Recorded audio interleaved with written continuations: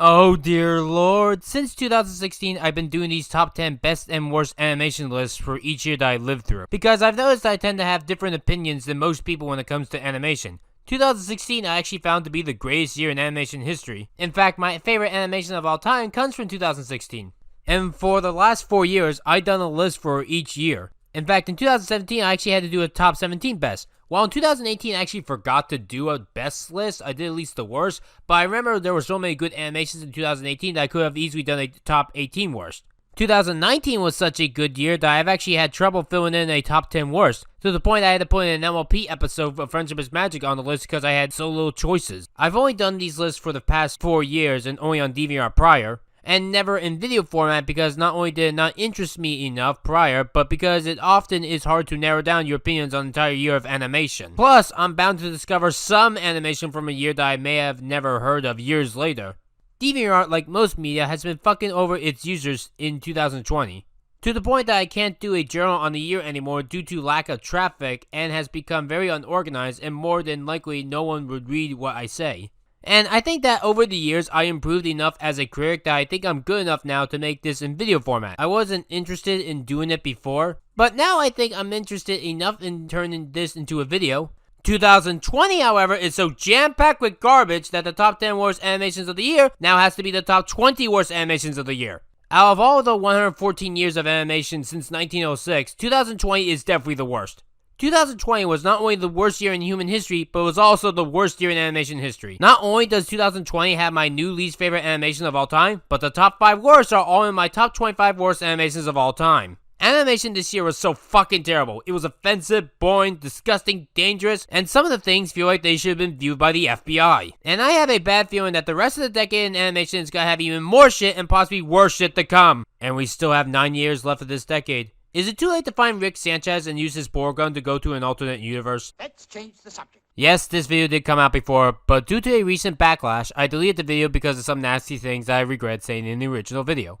And for that, I decided to remake the video in its entirety. Now, half of the entries, technically speaking, are not going to be changed. Hell, none of them are, actually, as in what they were, except for number 5.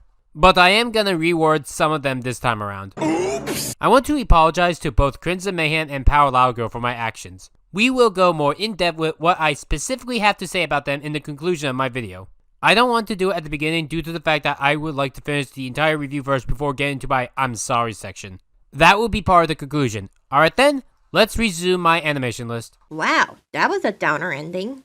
I talked a little bit about Bojack Horseman earlier this year, but no one really saw it and it's one of my least viewed videos to date. So that means that I won't be doing Stars Bits anymore, because there just was no audience for it. I guess I'm gonna have to repeat myself here. I didn't like the series finale to Bojack Horseman. It's not the worst thing in the world. Hell, it's not even the worst Bojack Horseman episode. It's just disappointing though. The thing is, the episode right before the series finale is actually a much better finale. It gives the idea that Bojack Horseman committed suicide. And yeah, you know what? It works here.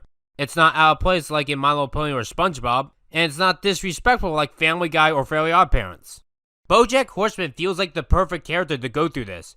It also felt foreshadowed. For years, my friends and I even predicted that Bojack killing himself would be the series finale, and even Bojack Horseman's idol, Secretariat, even killed himself. Bojack Horseman felt mature enough to handle this heavy subject matter. It's a show that can do that, and has proven time and time again that it can handle really deep subject matter, and do a good job with it. Instead, Nice While It Lasts is a very generic series finale, and I'd rather a show have a terrible series premiere than a terrible series finale. Think like The Legend of Korra. It's not that this episode is terrible, hence why it's only at number 20. Heck, it's not even the worst episode of Bojack Horseman. That would be their Christmas episode in case you're curious. I in fact debated whether or not I wanted to put this on the list more than anything else. It's got some nice moments like Bojack interacting with Diane at the very end and how she was pissed at the fact that Bojack had to call her earlier, and how Bojack said he was fine, even though it wasn't true in the end. And Bojack's dance with Princess Carol, and it was nice to see as well. Though not every joke landed, like Mr. Peanut Butter repairing the Hollywood sign. Did people really want the sign to go back to Hollywood? Because honestly, since our A story is a D story, I thought everyone was fine with calling the place Hollywood. And now Mr. Peanut Butter puts it back there, except that he fucks up and calls it Hollywood. Wouldn't Holly Wolf be funnier since Peanut Butter is a dog? But it's just that this episode feels very stereotypical of a normal Bojack Horseman episode, why it didn't do much for me. Why is every single season the best episode of each season is always the episode right before the season finale? In fact, That's Too Much Man is still my favorite episode of the whole series. For many reasons like its drama and Sarah Lynn. I just find the series finale disappointing. I heard that this wasn't gonna be the series finale originally, and that Bojack Horseman was supposed to get like a season 7, but Netflix screwed the show over just like Toucan and Birdie. Another show that I should check out in the future since I heard that it's good. Speaking of disappointing, there's She-Ra's finale, Hart. Hart is another disappointing series finale, but for different reasons than Bojack Horseman. While Bojack didn't really put in any effort into itself, She-Ra puts in a ton of effort into itself. It's a series finale with villains getting reformed, lots of amazing action fighting scenes, small lesbian moments, and wonderful character development. All stuff that sounds good, right? Well, not quite. The problem with She-Ra's finale is that it's more or less every finale from the 2010s. It's a series finale with villains getting reformed, like Little Witch Academia. Tons of amazing action fighting scenes, kinda like the Friendship is Magic series finale. Small lesbian moments, kinda like The Legend of Korra. And wonderful character development, kind of like Steven Universe. The problem with She-Ra, though, is that I wasn't really invested in this show like the other shows. And not helping is that Catra and She-Ra being a lesbian couple was not really the best choice out there. A lot of people did ask me my thoughts on this show, and maybe someday I'll do a Netflix marathon, kind of like what I'm doing for Cartoon Network. I find the show just fine. It didn't really do much for me, and that's probably why I tied it with Bojack Horseman. No, not because they're both Netflix series finales that are disappointing, although yes, they are both Netflix shows that are disappointing. It just wasn't my cup of tea. Entrapta was fun. Her being a slightly evil princess was fun to see, and I love her technology gimmick, even though I thought Peridot and Steven Universe did it better. I could at least watch these 2 episodes again. You don't know what a ThunderCat is? I actually find this one very funny. I remember everyone on the internet was saying how ThunderCats Roar was the worst thing ever when this first aired last year, and saying how it was going to be the worst show of 2020. When in reality, I can name at least 3 cartoons that came out the same year as this show that are even worse than this show. This show is 100% harmless and doesn't have any bad messages. I don't like this particular show per se, but that's just because I found it bland. I got some laughs out of it, and I actually like the story, and the art style is okay, but I simply put wasn't really into it. It's not my cup of tea. The only reason why I even looked at this show was because my boss, Mr. Enter, told me to do so. And literally nothing else. I can't believe he's even considered this to be one of the worst of the decade. I mean, I guess right now I would put on that list, but that's because there's not that many cartoons yet that are bad. We still have 9 years of this decade to go. I guarantee you that there will be plenty of more bad cartoons to take over that spot. And besides, I'll take stupid comedy over promoting abusers and pedophilia any day.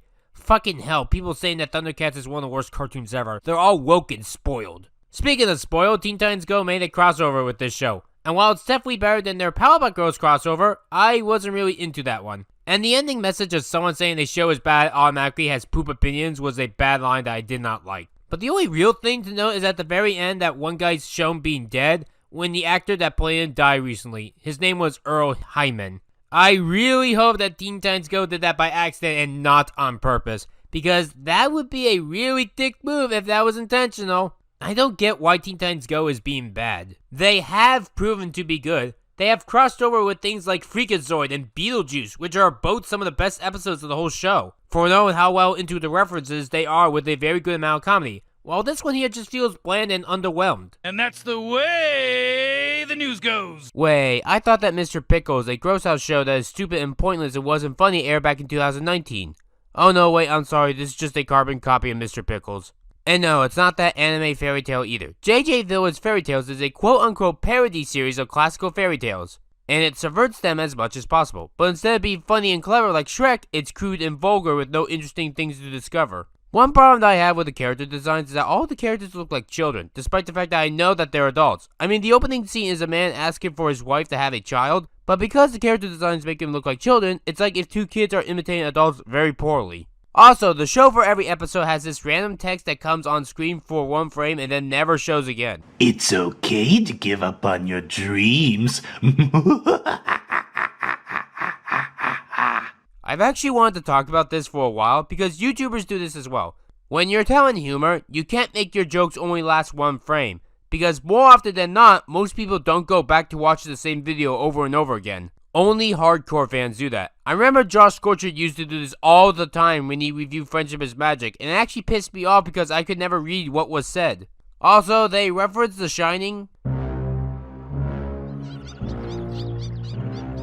I mean, if this was a parody of The Shining, that would work, but it's not. It's just random. Imagine if Groundskeeper Willie did his whole pig skit without the part of Snow White. I cannot do it! What does The Shining have to do with Rapunzel? It's a parody joke that makes no sense.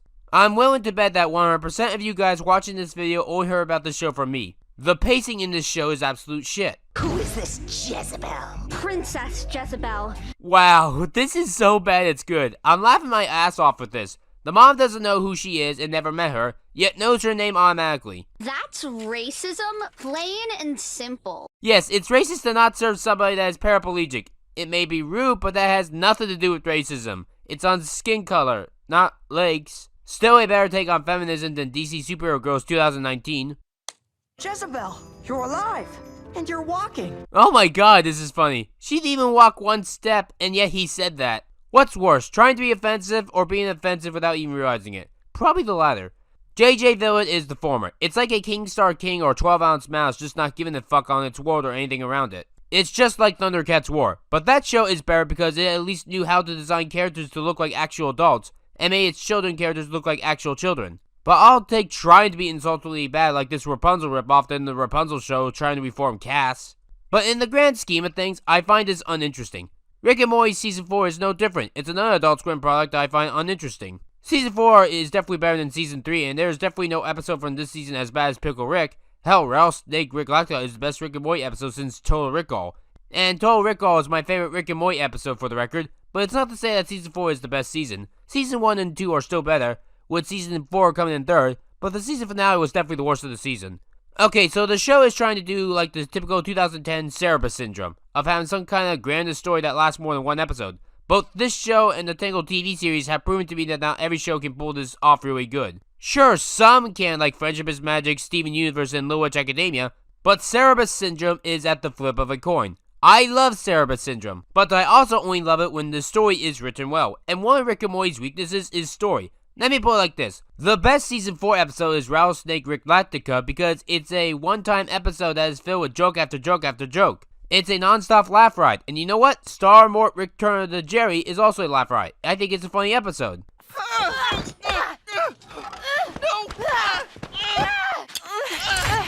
But the problem is that the main focus of the episode is on the clone Beth. I'm just gonna come out and say it. I just don't care.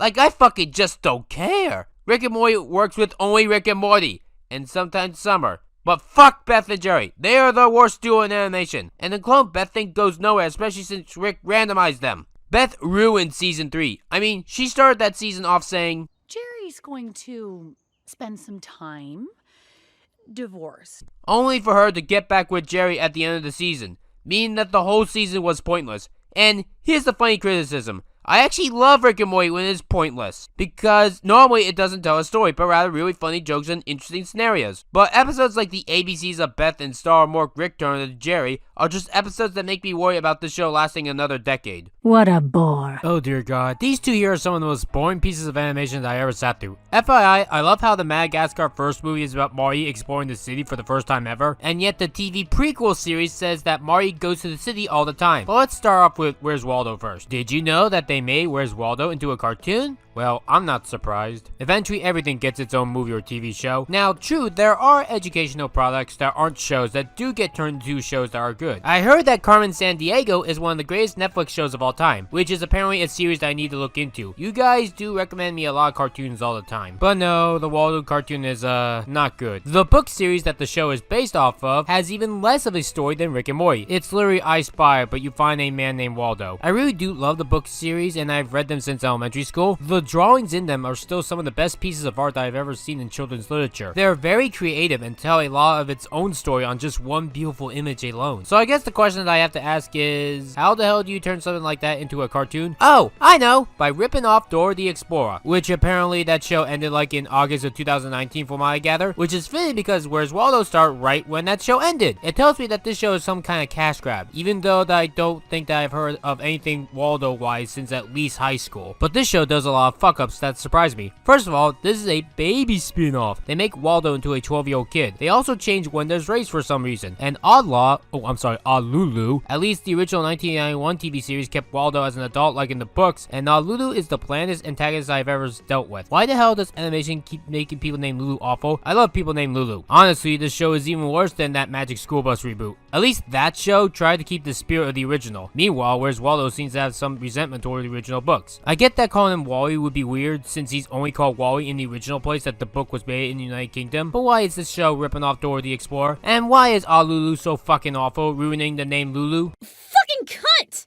I'm gonna drop a cease and desist order on animation right now to stop having their characters named Lulu to be awful! Wait a minute, what is the original show like? Hey, I'm into frogs, okay? Maybe I should look at that show as well, but that was 30 years ago. No, I've seen a bit of it, and even the original show kept to the spirit of Where's Waldo franchise, but we need to focus back onto the reboot. The most baffling thing about the show is when they do the whole Where's Waldo bit. They'll have Waldo hide in the episode for you to find. Now, in the books, this was the main point and often can be tricky. There are many times, even as an adult, I can't find Waldo. And either way, it was always fun to look at. Plus, there were more things to find other than Waldo, like his evil rival whose name is spelled backwards. And the 2019 series is the easiest game I ever fucking played. Look at this! Waldo was always a book game that kids, but adults can at least enjoy them. Will an adult enjoy a game like this? Well, maybe a narcissistic adult with little self-esteem that gets pissy when they lose at games, sure, but since I'm none of those, I don't enjoy these. Is this a joke? Actually, I lied. The most baffling thing about the show is the animation quality. Just look at this. Can't hold on much longer. While it definitely looks better than JJ Villard's Fairy Tales, the movement is shit. It feels like a 2000s Flash web animation that was used on educational websites with no effort put into them. You'll notice this problem the most with the times that they have to find Waldo. Because there's not enough time, you can't put the talent in. And thus, making this into a show is utterly useless. Speaking of useless, I guess DreamWorks wants to cash in on the whole Camp Cole idea, so they made a TV series of the main animals as kids. The funny thing is, as a kid myself, I wish that Marty, Alex, Gloria, and Melman would have been part of the TV series. But the Penguins and Madagascar show was written so good that I didn't mind the problem. But this show here with babies ruins the writing altogether. It's not fun at all. People debate whether or not the movies or the first TV series is better, but I don't think that people are going to debate if this is better than either of those two. No one is going to defend this show anytime soon. Also, they changed Mason's gender. Why is there a female monkey? Why are there no penguins or King Julian or, the best characters of the series? I think both of these shows here, I need to do more in-depth reviews on them since I need to move on to the next entry, provided I, don't sleep so you can be there. I started off in Brooklyn. My father gave me a small loan of $1 million. I came into Manhattan. Oh hey, someone actually decided to go out of their way to make a movie on supporting Donald Trump.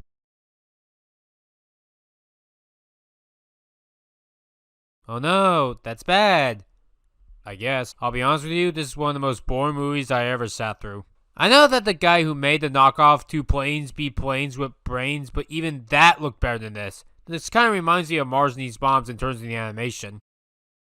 You occupy a very special place, more special than your predecessor, who only achieved the 45th presidency of Earth's United States. But imagine that movie with 1/10 of the budget with Donald Trump thrown into it at random. Even as a guy who hates Donald Trump and is glad that he lost the election and heard about his recent impeachment, I don't really care for this movie. It's ugly and uninteresting, and Donald is a clone of this, and has some swearing to be edgy, but who the hell makes adult animated knockoff films? I suppose I should put this higher on the list because of all the shit that happens, but I'm too bored to care. You think that's bad? I think you know that animation is a shit year when the worst of Family Guy doesn't even make the top 10. So in the first episode, Meg fakes her own death for her own selfish needs. Chris realizes that she faked it, and then he puts her through hell for doing something so heinous, and the family doesn't give a shit on Meg after that when she needs to learn a lesson. Oh, I'm sorry, that's how you would write this episode. Instead, people accidentally mistaken Meg for dying, and the family treats her like shit. Meg even decides to take this as an opportunity to escape her abusive family. Until the episode literally ropes her back to the Griffins and she has no say in the matter. And of course, no one gives a shit about Meg in this episode because that's what I expect from Family Guy nowadays. Once again, this is something like a seahorse she-shell party situation where Meg is caught in a bad situation but has to deal with her abusive family that does not and never will ever care for her in any situation. While this is nowhere as bad as that episode, how I wouldn't even put Better Off Meg in my top 10 worst Family Guy episodes, this episode here still has problems. Like no one giving a shit about going to Meg's funeral. They even made Stewie unlikable because he was at an arcade and just had a hologram at the funeral. Don't do that. Don't ruin Stewie. I love Stewie. And the jokes in this are just unfunny. Ha ha, Catholic priests are pedophiles. Wasn't that joke run into the ground years before I was even born? The Griffins mistaking Meg for a barrel is just... Why are they doing this shit again? Speaking of which, whenever I talk about Family Guy shitty stories, people usually reply to me with, "You should just focus on the comedy," as in I shouldn't give a shit on the story. Many people like to tell me that if a story is shit, you should just focus on the comedy because there are people out there that like to believe that your comedy will make up for everything if the story otherwise fails. And so Cutaway Land was shoved in my face for proof that Family Guy can still be a funny show. It's not, or rather this episode is not funny. It's not that this has a bad premise or anything, hell it's a great premise. One of Family Guy's problems, especially in recent years, is that it has too many cutaway gags that prevents the story from progressing or reaching a good climax. But this episode here cuts out the middleman and decides to make an entire episode of cutaway jokes that Peter Lowe's go into, and that they go in past ones to get out of a weird vortex of cutaways. That sounds like fun. That's actually a good idea. At least the way that I did describe it. Instead, the episode doesn't even feel like using this great premise and does nothing but meander. It takes 5 actual minutes to get to the premise of the episode, and the first 5 minutes gets ruined by having a cutaway gag that feels out of place. Followed by, what are they called again? Dad noises? Well, regardless, they have Lois throwing away something in the trash. And it's just 30 seconds of her walking and nothing else. Why is it that when shows or movies have interesting premises, they take forever to get to them? I never understood that problem. If you have an interesting premise, wouldn't you want to get to that right away? That way you have plenty of more time to explore on this interesting premise. I forgot to mention this on my MLP list, but as much as I love the episode She Talks to Angel, I always hated that it took like 9 minutes to get to the body swap of the episode. And for Cutaway Land, they do a piss poor job explaining its premise. Not as bad as the movie Your Name, but it gets very tedious. Like Peter and Lois say the same thing and that gets them trapped in Cutaway Land. But they try it again, but it doesn't get them out of it. And the only way to get out, they have to kill Hitler because of some 16-year-old autistic fanfiction. I have no idea if Family Guy is making fun of cerebral syndrome, or autistic people, or both at the same time. But my main problem with this episode is its humor. Every time that they try to tell a joke, they instantly make a dozen unfunny jokes alongside it. The most notable example is when they're in the pancake ER. It's actually a pretty funny joke. In this cutaway, it shows a pretty fictional yet funny interpretation of cooking and how if you cook a bad pancake, it needs to go to the ER to be better. It's a really funny joke and it fits the tone of the show pretty well.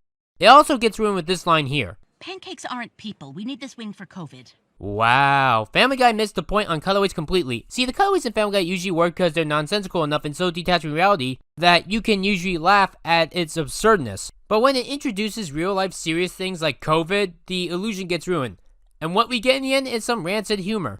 You know, people always accuse that Seth MacFarlane is this terrible writer for Family Guy that has gone stale since the start of the 2010s decade, but in reality he hasn't written an episode of the show since 2010. And has stated multiple times that he wishes that Family Guy would end and he's actually glad that the show has gone downhill in quality because he wants it to end as well. All Seth does on the show nowadays is more or less the voices and not much more. Seth MacFarlane is a very lovable guy. He's one of my favorite people in the animation industry. He's also one of the leading people for LGBT rights. In 2007 he was part of the writer's strike. He does a fucking amazing impression of Scoob the Frog. The Orville I heard he's been really having fun in, and I've seen a few clips of the show, and he is very funny for what I have seen. Seth MacFarlane is a genius, which makes me worry that when Family Guy is bad, he gets blamed for the shit even though he's a sweetheart that did nothing wrong. He created the show and made it originally good. It's Fox/new people that turned it into garbage. So when shitty episodes like this occur, don't blame Seth, blame the actual writers. Oh, if anything else when this episode doesn't piss you off, it's the fact that this episode ends as a dream is one to do that. Why is this in 2020? Why do people still do dream stuff in 2020? The sad thing is, I know that Modern Family Guy can be funny, with amazing episodes like A Lot Going On Upstairs, Dog Bites Bear, and Disney's A Reboot. Hell, recently I just discovered my new favorite episode of the whole series called Regarding Carter, which is filled with gag after gag. I had a hard time not laughing. Even has my favorite joke of the show with Joe smiling on Carter getting in a wheelchair. So the show can be funny. Hell, even teaches a great moral on gun control of all things. They say that guns kill people, but it also saves lives. So the show can be great and funny. So please be funny then. Why are you riding a motorcycle? The true sign that we are all living in the apocalypse is not a dangerous virus or radical racism riots. It's when Modern Simpsons ends up being worse than Modern Family Guy. I said the 2 Family Guy episodes prior wouldn't make their top 10 worst. Meanwhile, these 2 Simpsons episodes do make their top 10 worst. So, in the miseducation of Lisa Simpson, the first half directly rips off Marge vs. the Monorail. No, seriously, they didn't even try to bother changing the setup. All they changed were the characters and the quality. Instead of a greedy Mr. Burns dumping toxins illegally and getting fined $3 million, we have the sea captain acquiring treasure after seeking it for 40 long years and he got it legally. Until the episode has an asshole and saying that it belonged to Springfield because Quimby rezoned the place the day prior. And the sea captain doesn't even fight this. We just see him in a gutter in the next scene drinking booze. Honestly, it's the cruelest moment of the whole series of The Simpsons. But then the episode just writes him out entirely, then we have a Marge come up with ideas on how to use money. You know, kinda like just in Marge vs. the Monorail. They even use a damn upbeat song to get the ball rolling. But after the first half rip off Marge vs. the Monorail, we then have Lisa doing her shit of accusations without any proof.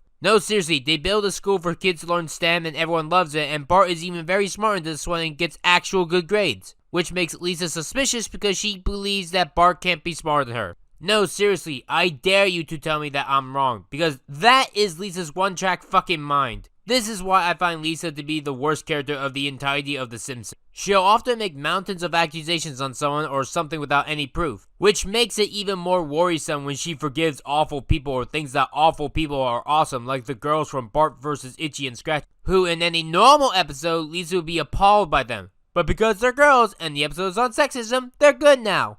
But this episode also kind of reminds me of another episode of The Simpsons, Crystal Blue Hair Persuasion. And if I knew about this a year ago, I would have definitely put it in my top 10 worst animations of 2019. In that one, when Bart is getting good grades, Lisa, out of nowhere, assumes that Bart is cheating on his test. And Lisa comes to the conclusion that it was the crystals. And she was right because the writers chose her to be in the right. This is even worse than both Bart vs. Itchy and Scratchy and Crystal Blue Hair Persuasion because at least those episodes had some interesting premises or very funny jokes. Here, this episode feels deadbeat. I hate it when Lisa tries to ruin Bart's life when all that he is doing is being fucking happy. You know, you could binge watch all of The Simpsons before you could even make one Simpsons episode. I bring that up because one of the most beloved episodes of the classic Simpsons was Bart Gets an F. Proof that Bart really does care about doing well in school. Sure, most of the time he is shown to be a funny screw-up, but deep down, he really does care about learning and succeeding. Something that Lisa doesn't give two shits about. Ever since my least favorite episode of the show, Lisa the Simpson, this is how Lisa has been as a whole. At least when Twilight Sparkle did this back in Friendship is Magic, the characters in question were villains that were never trustworthy. And in each episode, they were doing suspicious activity and acting suspicious towards Twilight Sparkle. Lisa has everyone treat her nicely, and Lisa only gets mad when Bart is actually being happy. He even declared this the first school that he's ever been to that he's been happy at. Also, Lisa complains about side hustles. I never took issue with this on my first viewing, but now watching it again, I have complained. All jobs do reach minimum wage, Lisa. It's called minimum wage for a reason. But Lisa states that the kids here won't get jobs that give minimum wage, which confuses me. I would rather have a job than no job, because well, if I don't have a job, then I die. Sure, it may be interesting to be like a firefighter or a police officer or any fancy job that is big and important that we learn about. Or any other tech jobs that Lisa claims that the school would teach, like learn to make apps. But Lisa fails to understand basic economics and that how even our smallest jobs actually really help our economy. Having jobs in general helps people make money, and this makes more jobs to keep having more people get more money generated. Oh, but Lisa is only 8 years old, therefore she doesn't know everything yet. Okay then, if that's your stupid defense, then why did you have Lisa be the spokesperson to everyone that graduated 12th grade? Well, the job is to be inspirational, and there are plenty of good things. You know, provided if I think that they are good. It's only fucking good things if I find it good and appeals to me, Lisa fucking Simpson. Oh, and on a side note, that little short promotes alcohol abuse. You know, one of the lead side deaths during all 2020. This short also says a bunch of other bullshit as well. Oh, did you know that animals have been treated better during this pandemic? Did you know that cats and dogs can also get COVID? Also, eating less meat I don't consider a positive. I fucking love eating meat. Chicken is my favorite food. Yeah, I am so glad that this random 8-year-old girl from elementary school that no one knows about is telling all the 12th graders that graduate during the pandemic how to live their fucking lives. So, let me get this straight. Lisa doesn't understand basic economics, but is somehow smart enough to preach to people a decade older than her. This is what happens when a far-left person doesn't think through their implications, and refuses any change. Speaking of change, people know me as this deep lore and continuity-based guy. If not me, then Silverquill. But one stereotype that people associate me with that is that I hate when shows don't progress or grow or change. And that's not 100% true. I'm actually fine with a show like The Simpsons not aging its characters or not changing the status quo because they're able to do a lot of wonderful work with the setup that they have. I think it's good. Do you know why I'm not fine with? When a show claims that they're going to change, but then never change. War and Priest is a good example to showcase this problem with. So this episode hints at the idea of getting rid of Reverend Lovejoy and replacing him with a newer priest. But instead repeats the last Simpsons main episode that I talked about and making somebody right about something / someone being bad with no evidence. Only instead of Lisa being the asshole this time, it's Lovejoy. I'll put it like this. If Lisa Simpson or Reverend Lovejoy were playing Among Us, then they would accuse somebody 5 seconds into the game before anything happens, and they just be automatically right because that's how the world bends to them. Also, the humor in this is awful. Homer sells the Simpsons house without telling Marge, and Homer is a major asshole about it, and Marge is upset. Why did Homer do this shit and get no consequences? At least when Starlet Glimmer did this, she suffered a bunch and actually made up for it by getting Trixie's wagon back in Road to Friendship. Here, Homer sells his house, and it's still like that by the end of the episode. This is played as a joke, people. He didn't do it because he thought he was doing the right thing or helping someone. Hell, he did it for his own selfish gains. Actually, I don't even know if that was even the reason. We don't get a reason. Yes, heard that Homer is stupid. But this might honestly be the worst thing that he ever did. And we don't even get a reason.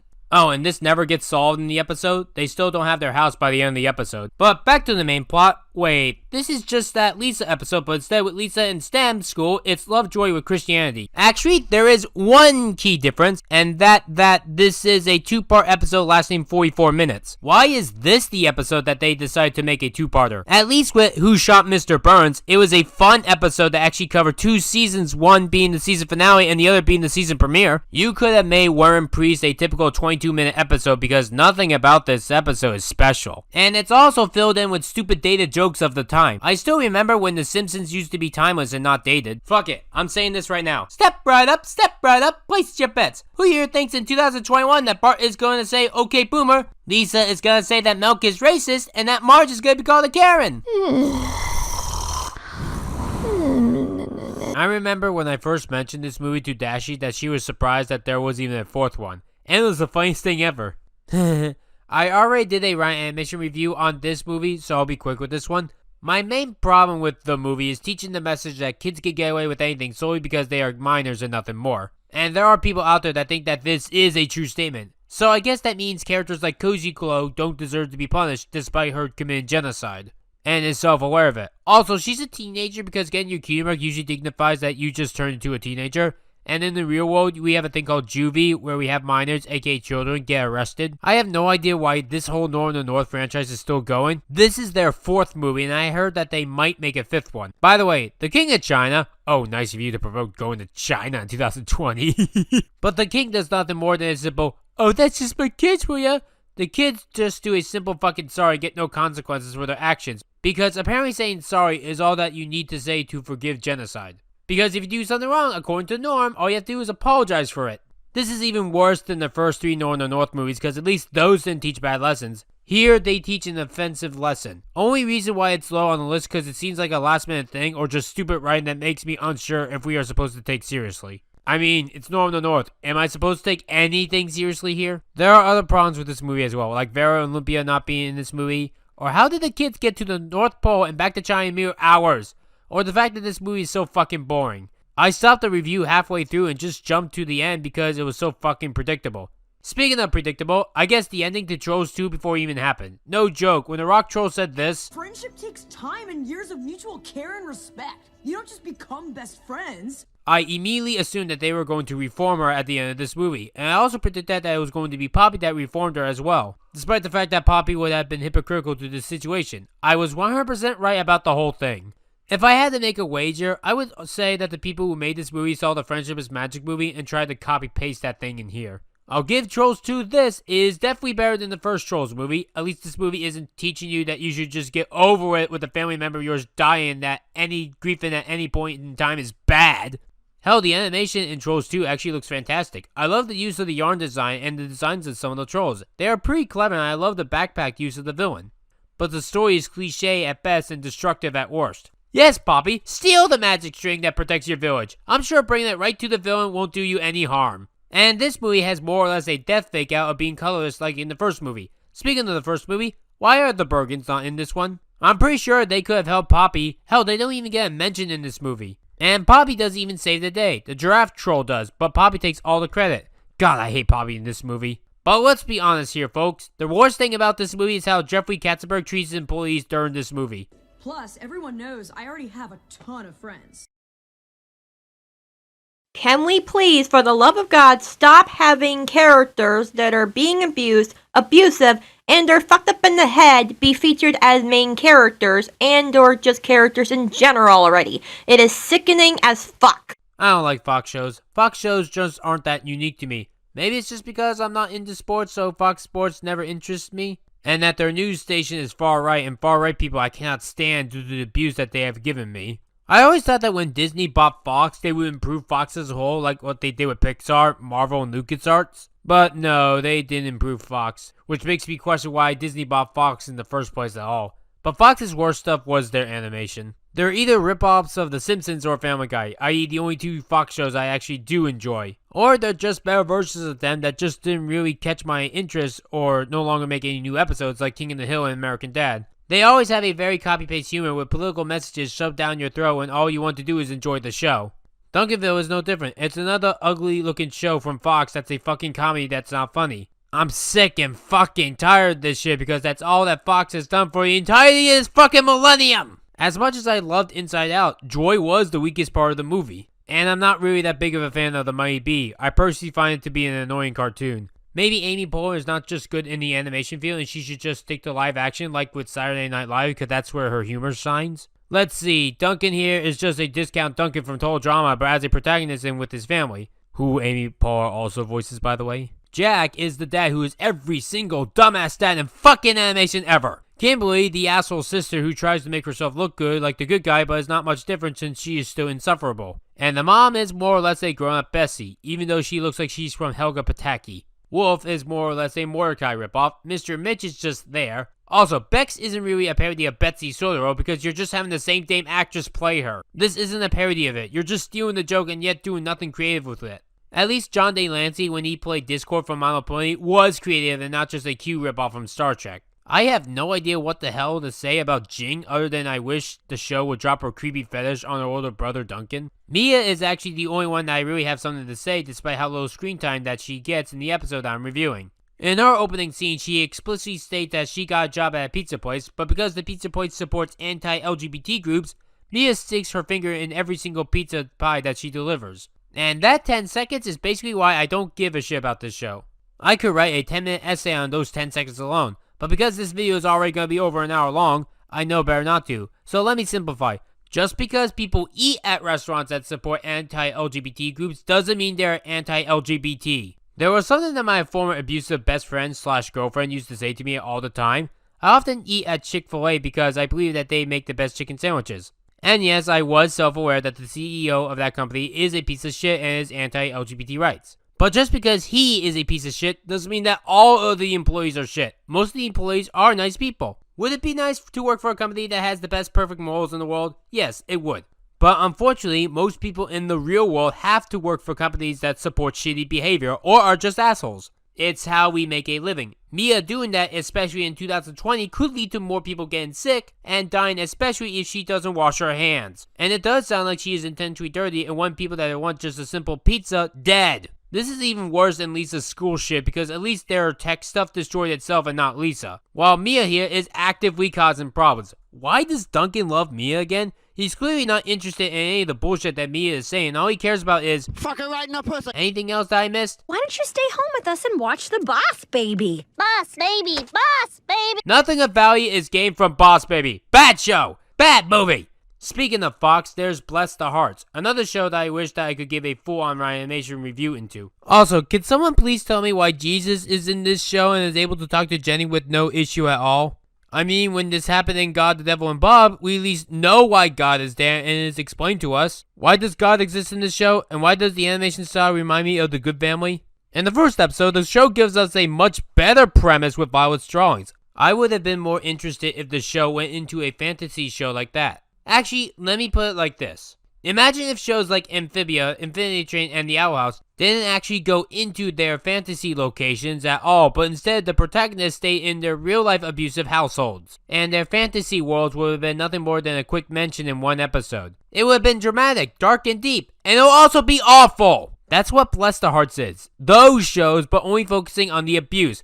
Wayne makes Violet's dream house to show that he cares for Violet. It's a very nice scene. But then some sort of city councilman comes in and essentially gets rid of it because it's ugly. Because that's what this show is. Ugly and unfun. Also, Titmouse animated this. You know, the ones that made intros like Avatar The Last Airbender and Megas XLR. And even the show Hanazuki. Then again, they also made the show Big Mouth. But Bless the Hearts pilot was in 2019, so instead I went with the season 1 finale tying the knot. And this is why I can't stand Jenny. She's an abusive bitch towards Wayne. While there are many worse abusers later on this list, this right here is a great example of my problem towards abusers. They get away scot-free and give weak apologies and then go right back to their abusive selves since they get no consequences. And the fake wedding shit is just bland. Oh dear lord, these shows have so many problems with them. Alright, so we finally get to my real first fuck up. We got a lot to talk about here. I suppose I should start with the issue on Crimson. Once again, it was wrong for me to joke about him in an issue like this. But that's not actually the main concern right now. It's what I originally said about the fanbase, saying that the DC Supergirl fanbase was a horrible fanbase. Let's debunk that and state why it was wrong for me to say shit like that. I had a friend of mine, and I'll keep his name private, and he was part of this DC Supergirl Discord, and he was harassed there because he simply liked the character Barbara. And they called him racist, even though he's white and Barbara is also white. Either way, there's just no racism or blacks at all. My point in all this, after all the shit that he went through and that he told me about, it told me that this fanbase was horrible. Now, this was my bad assumption and me not really realizing fanbases in general. What you actually need to know is that there's no such thing in existence as a terrible fanbase. There could be terrible people in a fanbase, like say terrible people in the Star Wars fanbase, for example, but it does not mean that the entire fanbase is garbage. Does Toon Critic represent bronies? No, he's just a shit pedophile brony that doesn't represent what bronies actually are. And that's more or less the logic that I failed to realize when I wrote this in the past December. This also applies to real life. Just because there's one bad police officer, that doesn't mean that all police officers are bad. A lot of the choices I did write for this list were back in December and January. And for some dumb reason, I didn't think twice to update them in February when I record all the entries, or late January. So, what are my final thoughts? Do I still think that the DC Supergirl fanbase is horrible? No, of course not. There are definitely rotten apples in its base, but it doesn't mean that I hate the fanbase. And I need to state this again for here. I do not care if you like this show. If you like this show, it is perfectly fine to do. I personally do not like the show. I might even find this to be my least favorite Cartoon Network show of all time. But I'll let you know after my Cartoon Network 64 marathon if that's still true. But first, before we talk about DC Supergirls, we're going to talk about Boy, Girl, Cat, Dog, Mouse, Cheese. I mentioned this show in my Season 2 finale of Ryan Animation Reviews on SpongeBob and how I hated it, so here's a quick episode. Once again, another show that I plan on giving its own Ryan Animation Review someday. Basically put its 6 characters living in the same house together, all are family members and are all abusive to each other. The theme song even says, I guess you're stuck with me because we're family. I hate this show. So I picked the one where Cheese is at her worst. So in this one, she fakes having amnesia just so that she could be popular and manipulate her family. Include forcing them to make a fancy dinner and not allowing a bite of it because Cheese only took one bite. And then the answer to stop an asshole is to be a bigger asshole, with the gang faking a music video. Oh, and the doctor is fine with Quinn saving people's lives for his own selfish gains. So now let's get to the actual episodes. I don't have anything to add for #retreat like I did for my original. Its main problem is that Jessica is a major asshole for ruining everyone's outdoor camping experience by her taking away everyone's electronics. Oh, I'm sorry, everyone's powers. Because as we all know, no supervillain ever attacks a superhero when the hero is camping. And I'll say it again, at least when Mickey Mouse did this, he didn't force Donald and Goofy to rough it just like him. Jessica's awfulness, FYI, is what made Ivy come out and be evil. There would be no villain in this episode if Jessica was just nice. And in the episode, the only one that gets harmed are the boys, while the girls are all completely fine. Funny, I thought the TV trope was, the black guy always dies first. I still recall a John Candy movie doing something like this. But the real issue is Hal being left in the closet at the end, because a real female model would never go back for the boys. And now for the Season 1 finale, which has many issues. The Fresh Princess of Rem Fair is the Season 1 finale. Oh ha ha, your title is a pun. Also, this was the latest animation on this list, with this one just barely making it on the list, and it came out on December 27th of last year. And as of the time of me releasing this video, it is still the most recent DC Supergirls episode to date. Although I am not looking forward to their season 2 premiere with Batman, considering that we have seen Batman before. For the record, I don't find the Fresh Princess of Renfair to be the worst episode anymore. That would be #frenemies, but we'll get to that episode sometime in the future, I'm sure. One of the Renaissance's major problems is its humor, like the failure of rhyming. I tell thee a tale of two princesses fair, who showed up totally late, but it's okay, we don't mind. If Piggy and the Brain can fucking rhyme, then you should be able to as well. Big cheese. It rhymes with ease. Big cheese. The word should have been care. Like, they're not even self-aware of them not rhyming. There are other problems with its humor as well, like the use of gross out. Maybe it's just because the whole real world is now a clean freak like Double D from Ed, Edd n Eddy, but I never recall anyone in real life ever having fun in the mud. Or maybe I was just a clean freak back then. I don't recall. But what I can confirm is that no one ever likes swimming around in filth. Oh, I'm sorry, swimming in feces. Yes, there's a bunch of people at the fair in pig shit. Episode's words, not mine. That mud contains far too much pig filth.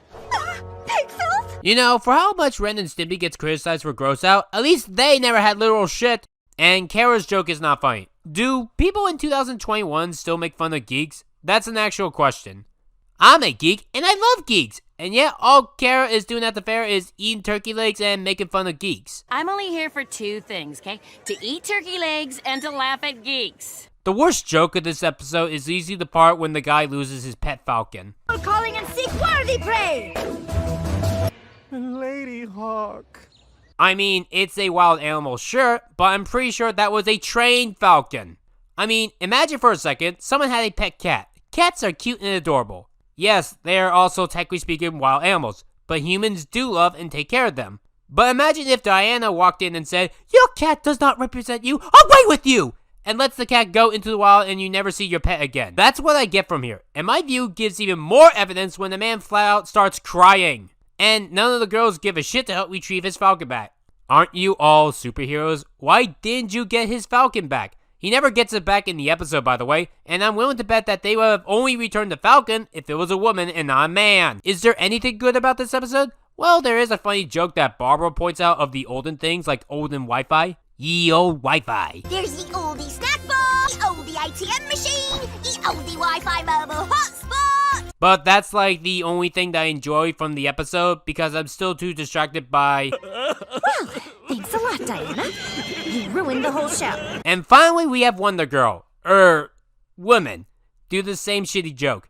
Oh, and before I go on, why is it called Wonder Woman and not Wonder Girl when she's not an adult? Even though she's like 317?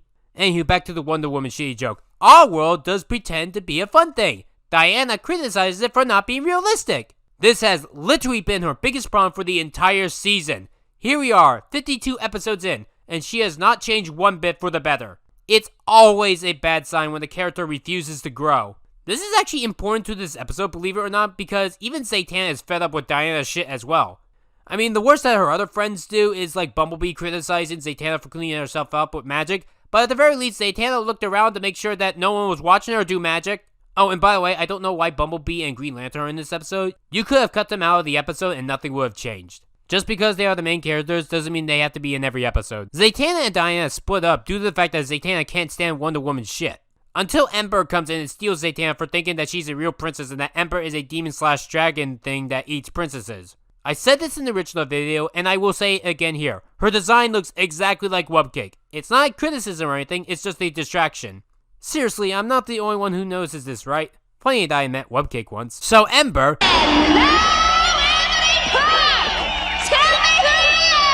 Haha, no I wish. I mean, Tara Strong is in this episode, so that would have been cool. Although, in past Justice Leagues, Tara Strong was Ember, so there's that. But anywho, this Ember here says she didn't eat a decent meal for centuries, and yet is still alive? You think you're hungry?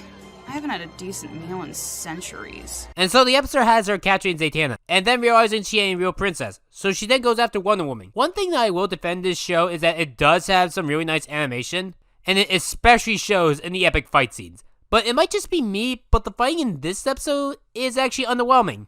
Alright, it's the fact how it's daytime, it just cuts to nighttime at random, and then no one ever evacuates, and it just goes back to daytime without anyone noticing. Like seriously, why the hell did no one notice this? Am I crazy? Don't answer that! This episode is actually underwhelming, which is sad because this is supposed to be the season 1 finale, where you are supposed to put your best effort in. And to end this one off, I want to say that I have no ill towards Lauren Faust. I just think that she didn't work on a good show. And even then, a lot of people that worked on this show were men. Even if this show has misandrous writing, it doesn't mean that the creators are like that, especially since many of the people on the show are men. Alright, now that I have cleared everything up here, and that I did a better job here, let's actually now shit talk a real garbage human being Butch Hartman. So go ahead and critique away, because all it does is make me stronger. If I could give 5 words of advice, it would be this. Never try to be infamous. People seem to think that making other people angry will make you rich and popular and lasting forever. It doesn't.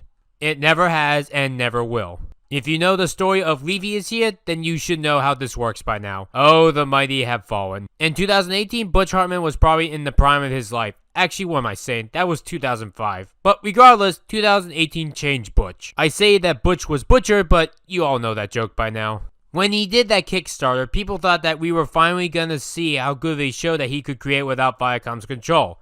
After all, we did know by this point that Viacom was abusive. But what we didn't know is that Butch was one of them.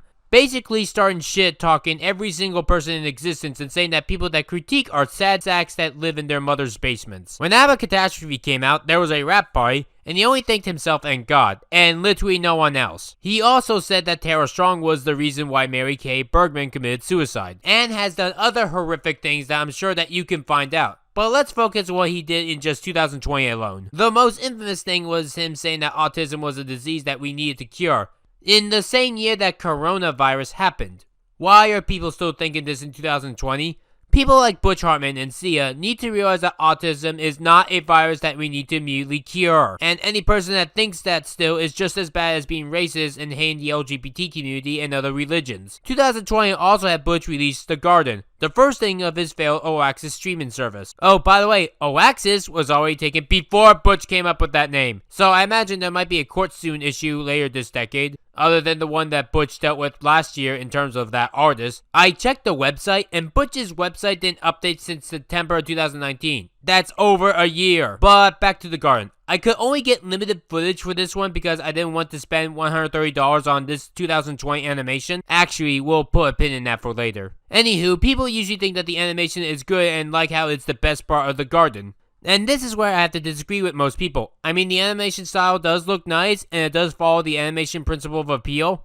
But I just love how this show uses the exact same Flash animation style of Bunsen is the Beast and Fairy Odd Parents Season 10 second half. All of the characters move stiff and slowly, and if you're funding a Butch Hartman cartoon, wouldn't you want the animation style be of normal Fairy Odd Parents or Danny Phantom? Maybe this is why Butch Hartman shouldn't have been such a jackass to his fucking staff. The story? It's about a lion named Lenny and a lamb named Lucy, who learns lessons about God. And I'm already getting Dorby's flashbacks. Lenny is literally a fucking ball. I've seen Butch Hartman draw lions before, and they look fine. And the sheep is a fucking Lego. Even Unikitty looks less like a Lego than her. What the hell happened to your designs, Butch? So Butch, tell me why I should watch your shit instead of VeggieTales? VeggieTales is still amazing and remembered to this day because they were entertained first, preached second. That is why they succeeded. While you, Butch, are preached first, entertained second. That is why you failed. Actually, now to remove that pin. This actually came out in 2018 on a Christian network for free that no longer exists. And now Butch is charging this for $130. This is why it's worse than DC Superhero Girls and Boy Girl whatever. Because at least those are for free. This costs $130. And the worst part is that this show is not even done yet. At least Cans Without Labels not only being $25 total is finally finished. If I have to defend John K over you,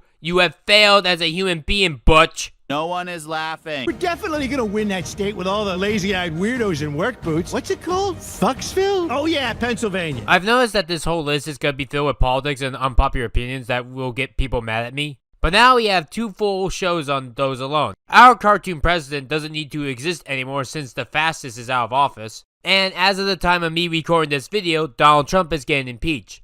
Hopefully by the time that this video comes out, Joe Biden will be our president and we can get past this whole charade. Over the past couple of years, political opinions have been getting more and more shoved into media in places that we don't like to see them in. Our cartoon president basically cuts out the middleman, and instead of shoving politics into its media, it decided to be entirely about politics. It's like it said, hey, Let's just be entirely about politics instead of just shoving politics in randomly. So I will give credit on that for this show instead of being a normal show shoving politics in. All media is political is a statement that I hate from people. Because once your interest of political satire dies, you'll be out of business. Stephen Colbert is going to be hard to find good now that the show is done. Which is sad because I used to love his show. He's just not good at animation like Amy Poehler. He's more of a live action guy. As for the episode itself that I picked, the series finale, it's far right conservative assholes crying, while the rest of us are all cheering that the Nazi is done for. No, seriously, I dare you to tell me that the episode is something else. Even if you're a right-leaning person, you gotta admit to yourselves that you deserve a better person the next time a right-leaning person wins.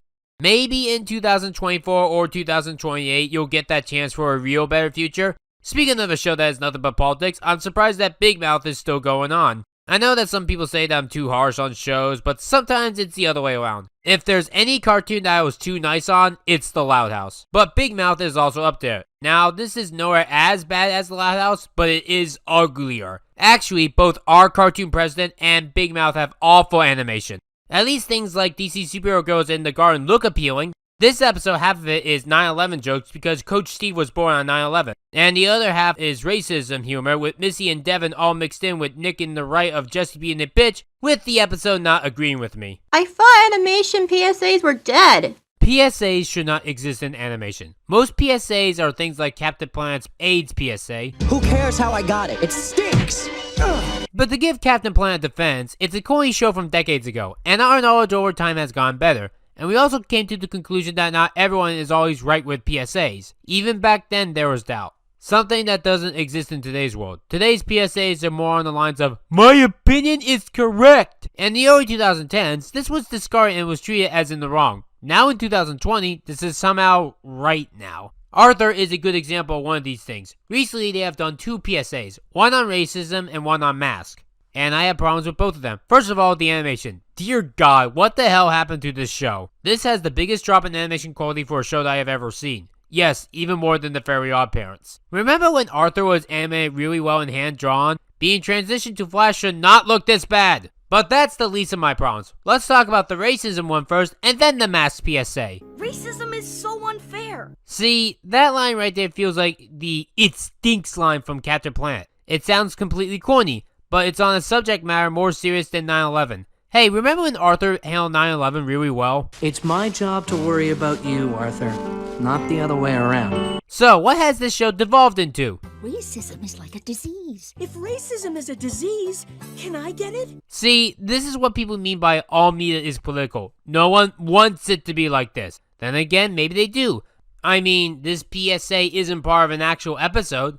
We have to actively fight against racism. Like those riots for equal rights that no one does anymore? Remember how in 2020 the left was rioting all over the country? Now in 2021, it's the right that is doing the rioting. Talk about racism with your friends. Okay, I see. Let me be nice and tell you how that will go. Hey everybody, I'd like to talk to you today about racism. Yo, we got a Nazi up here. And the rude version will be you'll be ostracized for life. Your friends will leave you. And if it was a crime to be racist, you would get life in prison. You still have people today thinking racism is a myth. And now for the masks PSA. Only sick people need masks, Francine. It's funny. Ironically enough, that statement was true before 2020.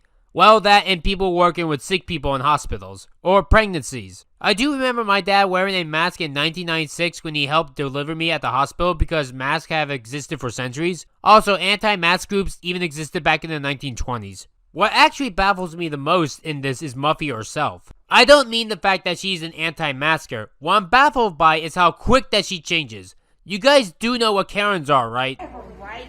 I have a right on that floor. And if you don't, sir, and you have the right to refuse service to any person for any reason. No, we don't. Yes, we do. No, you don't. We do. No, you don't.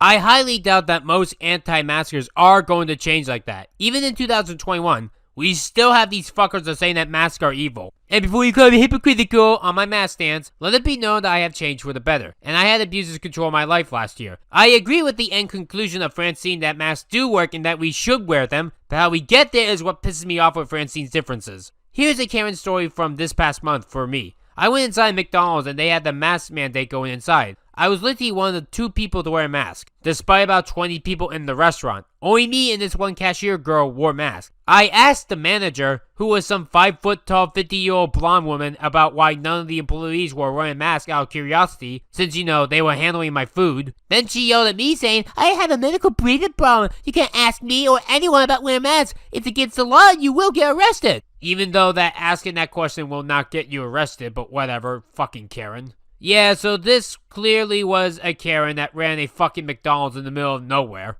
Oh, by the way, I've heard of 70-year-old people with actual medical problems wearing masks. So the excuse of medical reasons does not work because I've seen old people with medical problems wear masks. Then when I asked about the other employees, she said that this girl around my age didn't have to wear a mask for medical reasons as well. But the boy that also worked there that was also around my age wasn't wearing one, so the Karen yelled at him, wear a fucking mask! So it's clear to me that this Karen is sexist. And also, that restaurant when this mom and her 2 kids walked in with masks, the boy inside said, Mommy, can we take off our mask? And the mom replied yes to the boy child, which to me makes no sense. Ignoring the business code, that logic of masks make no sense. Masks are meant to protect you from people coughing. Do you really think that going through the door with the mask is all that you need to protect you? Going into a crowd makes you more likely to get the virus, not less. This is what I mean by attacking Francine's points. You're not going to ever be able to get this virus under control or, oh, I'm sorry, get rid of this virus when we have Karens among us. They fog up my sunglasses. Oh yeah, Muffy isn't really that much better. Anti-maskers usually state how when masks were mandated, the virus only went up in cases. This is an actual good defense on their part, something that no pro-masker ever brings up. Muffy's defenses come off as weak and truly no research was done on your opponent's side. Just think of all the people who look up to you. Your fans. So, Francine, tell me what it would be like the other way around. What if the person that you told to wear a mask agreed with you and did the process, but they were ostracized earlier in life for other reasons, and wearing the mask made other people that think that wearing masks are bad? What would your logic be then, Francine? But there is another line that I want to talk about here. The worst line of the whole video. If we all do our part, we can get rid of this virus. Here's when I do have to get dark and depressing. So I'll be as blunt as possible. Coronavirus is never going to disappear. In our history, we have only ever cured one virus, and that was smallpox. I can't quite figure out the year, but I do believe it might have been 1949 when we last really saw it. By 1980, the world was free of this disease according to the 33rd World Health Assembly Organization. Coronavirus, technically speaking, has been around since the 1960s, and the current COVID string is the 7th string, and other viruses still exist today, just not as much. The last major pandemic, the virus that caused that from a century ago, still exists, just in very small numbers. By the way, SARS-1 from 2002 was the last time coronavirus happened. Why coronavirus was absent for a decade and a half, I don't know, but that's just the truth. How do I look?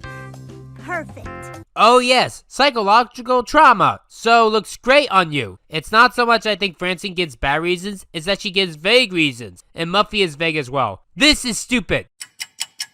Oh my god, I've been wrong my entire life! Speaking of vague, I'm going to do something I thought that I would never do. I'm going to put a Steven Universe episode on the worst list. Technically a PSA on it. The first question that I have to ask is, why are they using Garnet to explain slavery? Wouldn't this be better if they used Bismuth, since she is coded black? Be anti-racist! Oh no. That's just racist. But even more baffling is what is said in this short. You have to acknowledge racism. Well, that's easy to do. Slavery! But seriously, the fact that this set up like a stage set just infuriates me. It's like it's a parody, but the problem is that this is written like a Captain Planet corny episode, and yet trying to take itself dead serious, with a current serious subject matter. This is even worse than OKKO's gun control episode because at least that had some sort of entertainment outside of its bullshit. Here, it's the PSA and nothing more. And if you remember, I consider OKKO's gun control episode the worst animation of 2018. And yet, for 2020, there are still 7 to go after this one. So we have 8 animations from this year still worse than the worst animation of 2018. The only years that are still left that would be from the worst of the last decade are 2010, 2011, 2012, and 2015. Those are the only years that have an animation worse than the 2020 stuff for right now. Even then, the only one that even gets close to the top 1 choice is 2011, but more on that later. Also, why is the green kid the racist even though the sketch showed the blue kid racist? And finally, to wrap this up, we get Pearl's PSA.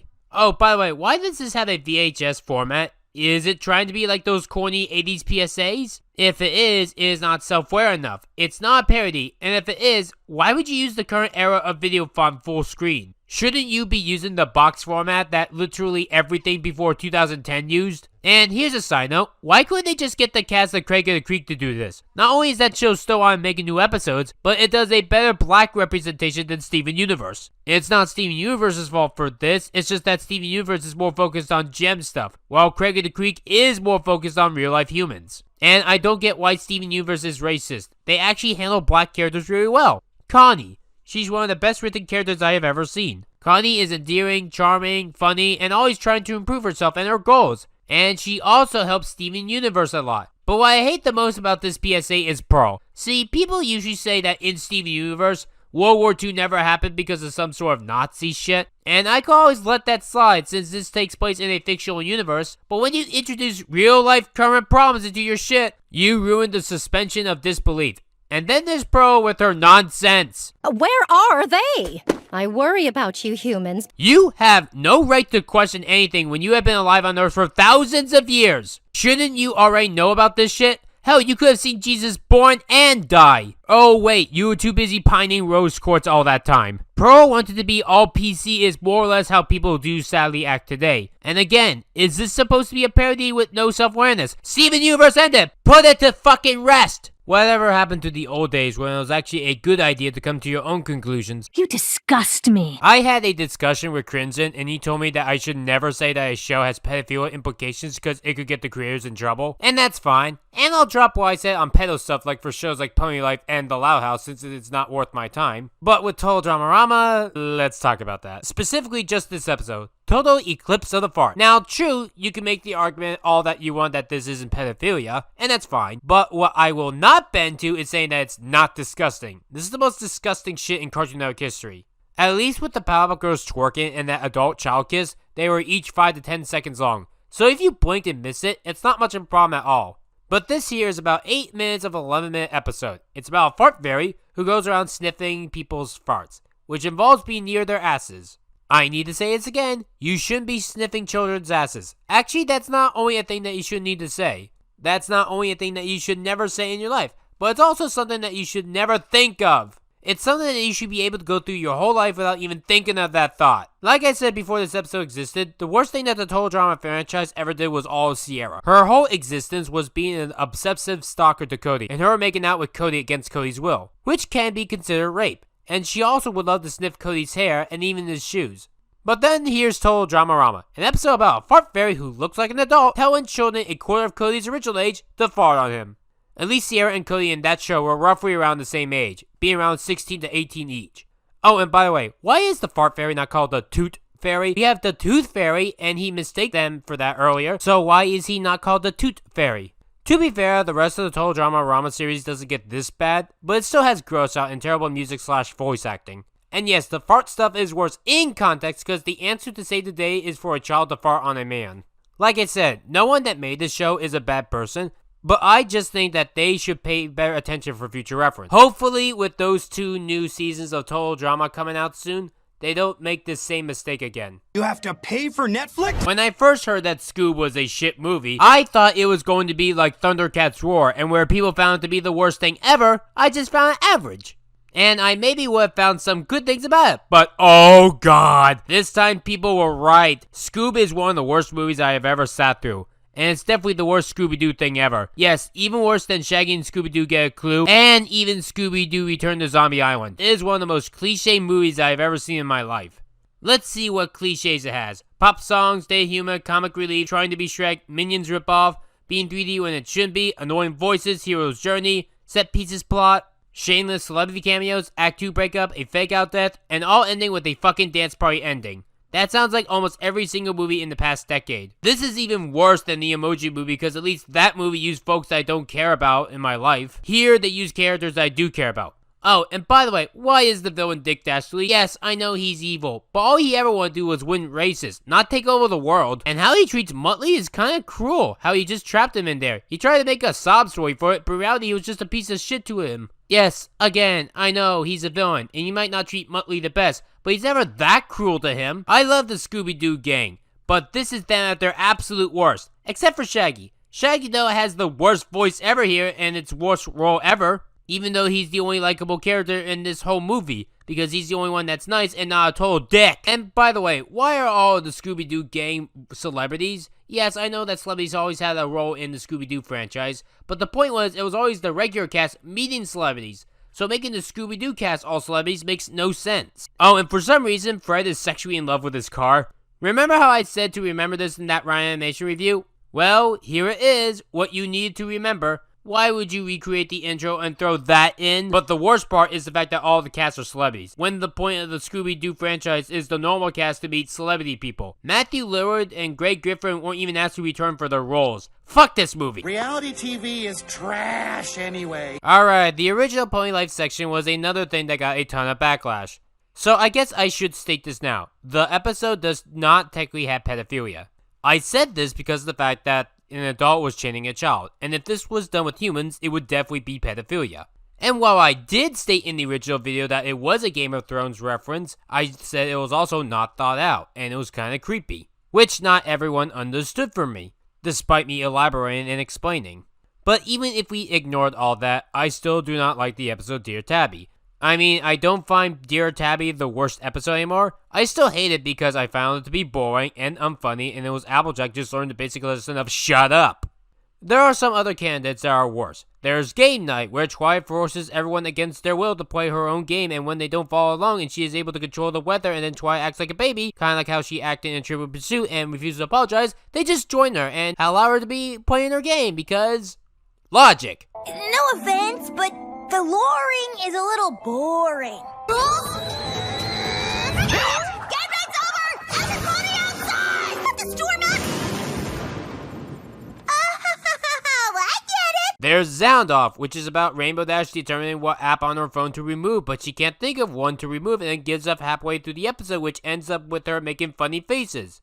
And Stupid Sounds mean that the pointless plot of the episode is never resolved. There's Unboxing Day, which is literally 5 minutes of Fluttershy opening a box and nothing else. Waiting for SpongeBob had more of a plot than this. At least real-life boxing videos are meant to be surprising, and it's more like a reaction. It doesn't work scripted, and that kind of ruins the episode. There's the Season 1 finale, Sportacular Spectacular, which is about a shameless ripoff of SpongeBob's Fry Cook games without the charm and 3 times the characters, which has a terrible musical number that has Twilight rapping about someone breaking into Shikuku Corner, and Twilight being fine with it. Or hell, I could have picked any episode that has Potion Nova in, since she's the worst character of the show. Introducing Potion Nova. Yes, they added a new main character to this show, who for some odd reason, the show can't make up their minds if she's a unicorn or an alicorn. And this is the worst Mary suit I have ever seen in my life. At least Chloe Carmichael has some kind of personality and potential. What's Potion Nova? Duh, I be clumsy a lot. I get this because I have 4 left hooves, and I break into people's houses. No, seriously, it's revealed in the Potion Mystery episode that no one knows who breaks into Sugar Cube Corner every night and restocks the fridge with drugs. They even set up a video camera to find out who did it, and yet for no explained reason, it doesn't work, even though that nothing happened to the camera. And the second elephant in the room is Pinkie Pie's brother. Oh, so Pinkie Pie does have a brother in this series. It's not like this is insulting to the original property since he never existed in Friendship is Magic. Wait a minute, Pinkie's brother is alive in this series. Then what was that whole joke of Pinkie Pie stating that her brother was not alive from earlier in the fucking season? One time, I followed a trail of them into... You know what? It's a long story, and Fluttershy's having an epiphany, but I miss my brother. I don't get it. Why did Pinkie have that line? She clearly is not a forgetful pony, but no, the episode that I'd cite is the worst thing in My Little Pony history across all 4 generations is the episode Cutepocalypse Meow. Admittedly, in my original Pony Life review, I believe I made my best joke ever in my entire reviewing career from here. Bubbles, you can't say things like that. It's mean. The "it's me" joke. That joke still holds up to this day and is one of the few old jokes of mine that I still laugh at, and it gets funnier over time. But let's dissect that joke more because it's the main problem with this episode, other than the part where everybody wanted to hurt/kill a cat. Yeah, let's have the one who owns a cat do that. But the real problem was this. Bubbles, you can't say things like that. It's me. You know, during the comments of the last video and recently, people have been telling me that I need to sugarcoat.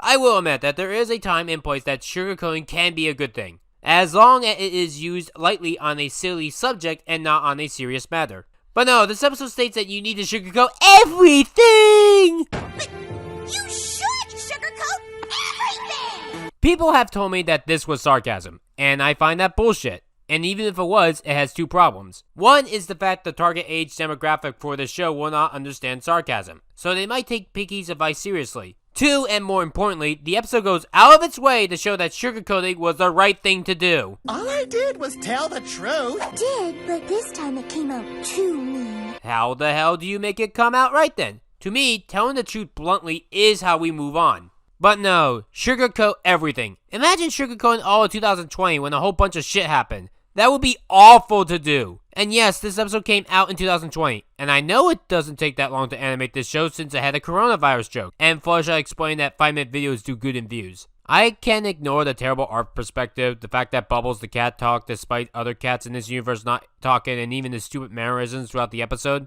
But there are some things that I can't ignore, like Rainbow Dash taking Fluttershy's tablet away when she was in a private discussion, and also Bubbles blasts off like Team Rocket gets stuck in space. You see why I'm not a big fan of this show? I still stand by that this is the worst show of 2020, and at this rate, it definitely will make my top 10 worst cartoons of the 2020s list. I honestly don't understand why people like this show. I mean, it's fine if people do, but I gave it my best shot, and I just didn't have any fun out of this one. And now, let's move on to the worst animated movie of 2020, the Sponge on the Run movie. Maybe it's the way you're dressed. Oh dear God, Sponge on the Run. I'll be honest, this is one of the worst movies that I've ever seen in my entire life. This movie makes me uncomfortable. There are a lot of problems with this movie that I'll save most of them another day for a Ryanimation review in the future. But for now, let's talk about my biggest problem with this movie, and that's the main antagonist named Poseidon. Simply put, he's been abusing snails for years. But let's be honest with ourselves, snails are essentially cats in this universe. This is the worst SpongeBob thing ever. Even worse than my previous least favorite episode, Pet Sir Pat. At least in Pet Sir Pat, Patrick abuses Gary for only one night and never again. Meanwhile, Poseidon has been abusing snails for years. This has been a major problem throughout all 2020, not just in animation, but people in general. Though animation has probably been the worst in this regard. But it's getting the nastiest people imaginable, and then somehow they can get an instant redemption for having a sad backstory that may not even really be that sad in the end. And I'm just so fucking tired of this awful trend of assholes being redeemed. I thought that SpongeBob length episode of 10 minutes of that cowboy zombie pirates things was bad, but no, this is the worst part of the movie. This is worse than any of the product placements in this movie. This is like if they were trying to reform Peluchin Entertainment. Like with my animated cartoons, people like to believe that anyone can be reformed by a simple sorry and believe that saying sorry is as good as showing that you're sorry. I echo what my best friend YoJax10 said on Redemptions. If you're gonna reform a villain who has done horrendous things, then they should be given some kind of consequence for their terrible actions. As you can see with this chart, this is how I feel on how to handle villain redemptions. Characters like Prince Zuko, Sunset Shimmer, and Starlight Glimmer are all excellent examples on following this list and why they're all some of the best characters in animation history. While characters like Diamond Tiara and Poseidon are awful because they get to step 1 and never get past step 1. People say that this is a ripoff of Have You Seen the Snail or Where's Gary because it's one of those weird 2 title episodes. I don't really follow that, but even if it was, that's one of the more specials because the animal abuse makes me really uncomfortable in that one as well. The episode's fine written-wise, although Patrick is just a major prick in that one, but just is so uncomfortable in me watching it. Maybe it's just because I'm a pet owner now, and I pity the day that they die, especially since I had to see my own cat die, and I'd rather stop talking about this, please. Anywho, this reminds me more of a different SpongeBob special, Who Bob Wet Pants, or Whatever Happened to SpongeBob.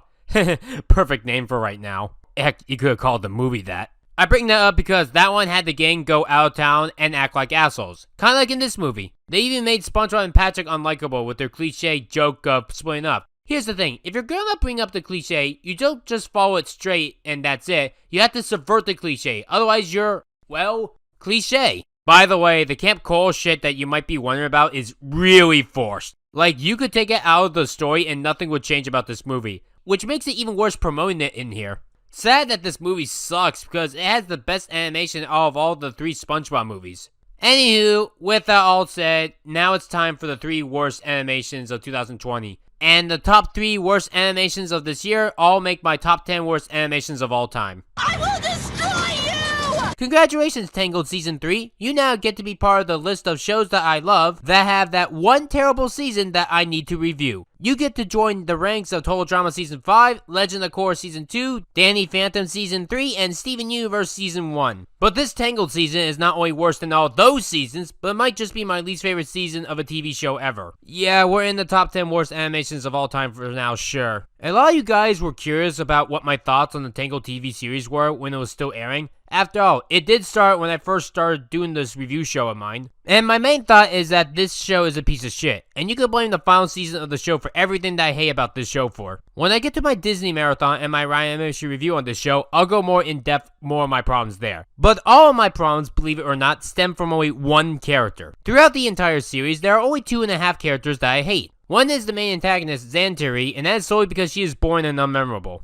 Rapunzel is half of one, but Cassandra is atrocious! Worst Disney character ever. Yes, even worse than Buck Cluck. At least Buck Cluck actually learned to be a better person by the end of his movie. I have no idea why Cassandra is even in the show. At all! She does nothing but make things worse for both Rapunzel and the audience. In her opening episode of the show, Cassandra basically has Rapunzel sneak out just so that she could help her find some dumb rock that somehow gives back Rapunzel's magic powers of hair. And when Rapunzel does get her hair, Cass tells Rapunzel that she needs to hide her hair so that her dad, the king, doesn't see and gets Cass fired. Cass only does this for her own selfish gains, and not because she cares about Rapunzel. And Cass isn't even in at the end of the episode to help defend Rapunzel on anything. She's just not there, and we the audience never find out why. Throughout the series, she also hates Eugene for some reason. I never got the reason why. We eventually learn the reason why she hates Rapunzel, but not Eugene. In Challenge of the Brave, Rapunzel wants to join in on the fiercest warriors. Cassandra lies and says that you need an invitation to get in. And then when she realized that Cass lied, she never confronted her on that situation, or even when Cass tried to get her disqualified. Do you even know the rules? Aren't shoes required for the log roll?